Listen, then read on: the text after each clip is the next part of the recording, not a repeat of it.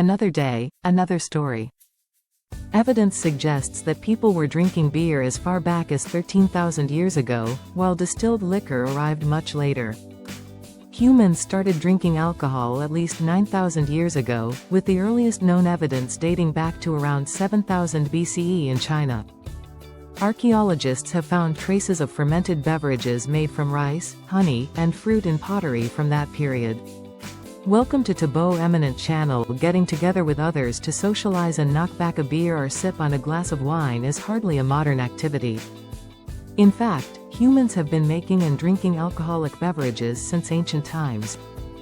People consumed alcohol for a variety of reasons throughout history, as part of religious rituals, for social bonding, for medicinal purposes, and simply to enjoy themselves. Below are some of the earliest known examples of humans making and consuming beer, sake, wine and liquor. 1. Beer, Israel 11,000 BC. The earliest evidence of man-made alcohol in the world was discovered at a burial site in Rikafet Cave near present-day Haifa, Israel, where Natufians, a group of hunter-gatherers in the eastern Mediterranean, were laid to rest. Researchers from Stanford University analyzed residues from 13,000-year-old stone mortars found in the cave, and recognized evidence of beer brewing.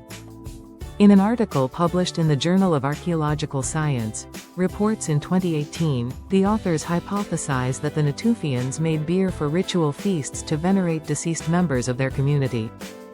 This discovery indicates that making alcohol was not necessarily a result of agricultural surplus production, but it was developed for ritual purposes and spiritual needs, at least to some extent, prior to agriculture, Li Lu, a professor of Chinese archaeology at Stanford, said in a statement.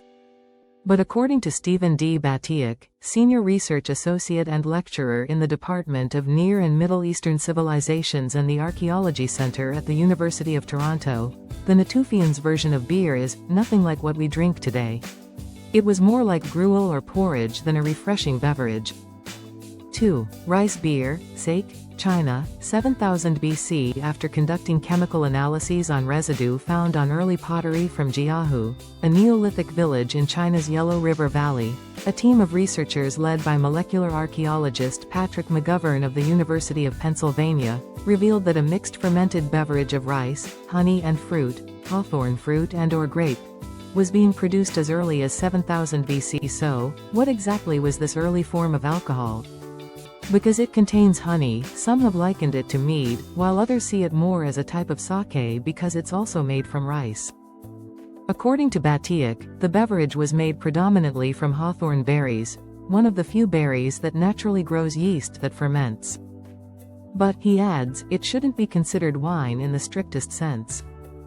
It's best to consider this more as a grog, a witch's brew, if you wish, he says, noting that it probably had quite a high alcohol content, and isn't similar to anything we drink today.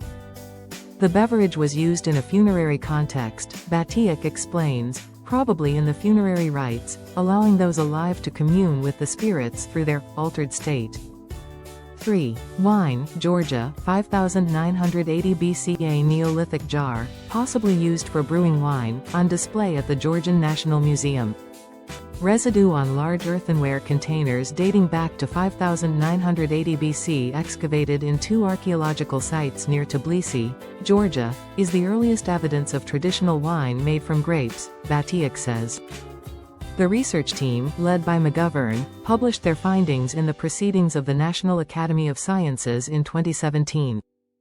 Evidence of the wine was found in domestic contexts at multiple sites associated with various social classes, suggesting that it was fairly widespread in the society.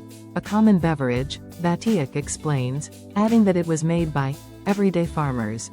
A total of 8 large pottery jars, likely used for fermentation, aging and storage of the wine, were found with the residue. Some were decorated with pictures of grapes and men dancing, the BBC reports. The residue contained tartaric acid, which only occurs in significant amounts in the Eurasian grape, Vitis vinifera, in the Middle East, as well as the wine that's made from it. It also contained malic, citric and succinic acids, which are found in the same type of grape.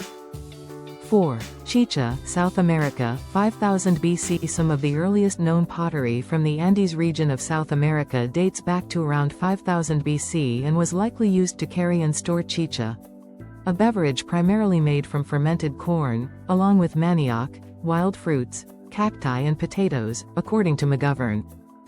Corn was considered a sacred crop to the Incas and other civilizations of the period, and chicha was used as a type of currency. In late prehistory, huge local and state farms, the majority on steep, terraced hill slopes and irrigated plains of the deserts and valleys, were dedicated to the production of corn, McGovern writes. The farming itself, he explains, was largely powered by chicha, with locals working the land in exchange for the beverage. Additionally, chicha was consumed in large quantities during and after the farming work, making for a festive mood of singing, dancing, and joking, he notes.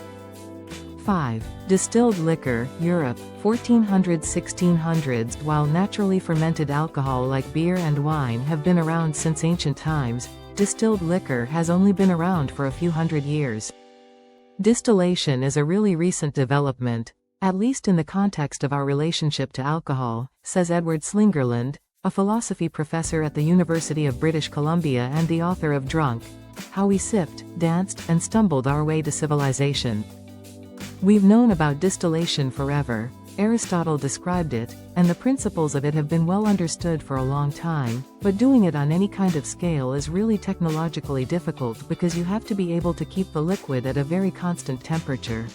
While there were small-scale attempts at the distillation of alcohol in Chinese, Indian, Greek and Egyptian societies, it wasn't until Arab improvements in technology in the late medieval period that spirits were more widely consumed. The invention of the printing press and movable type also played a large role in the spread of distillation. Prior to that, recipes and instructions were primarily confined to monasteries, medical schools and apothecaries.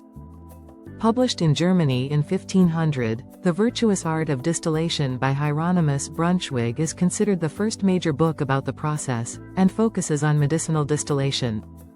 By the 1600s, the average person in Europe had access to distilled liquor like gin and rum, and it was a real game changer.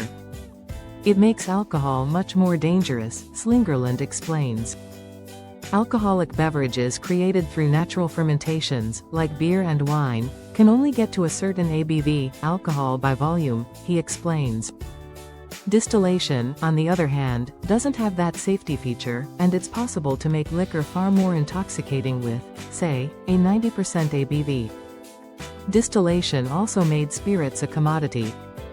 Distilled liquors last for a really long time and can be transported, and so you get people turning their grain surplus into distilled liquors, and now they can trade it across long distances, Slingerland says. Thanks for watching. Request you to subscribe the channel.